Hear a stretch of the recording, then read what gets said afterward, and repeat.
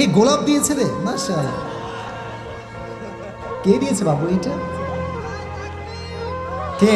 আচ্ছা, এই গোলাপ ফুল কে দিয়েছো? রোজ কে দিয়েছে? তুমি দিয়েছো? এদিকে আসো, এদিকে আসো, তুমি এখানে বসো, দেখি তুমি কি কাণ্ড ঘটাইছো আজকে, দেখি। আসসালামু আলাইকুম। ওয়ালাইকুম আসসালাম। আশা করি ভালো আছেন, আলহামদুলিল্লাহ। আপনার কাছে আমার একটি প্রশ্ন। আমি একটি মেয়েকে ভালোবাসি, সেও আমাকে ভালোবাসে, কিন্তু আমাদের পরিবার মানবে না। এখন আমাদের করণীয় কি?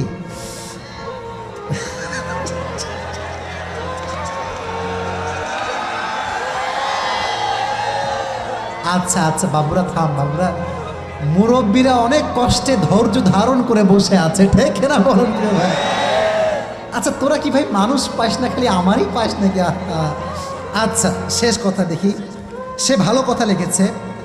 না পারবো পরিবারের হাত ছাড়তে, না পারবো ভালোবাসার মানুষের হাত ছাড়তে। ও বাবা রে বাবা, দয়া করে উত্তরটা দিবেন। আচ্ছা, বর্তমান সময়ে আসলে এটা একটা বড় প্রবলেম হয়ে গিয়েছে।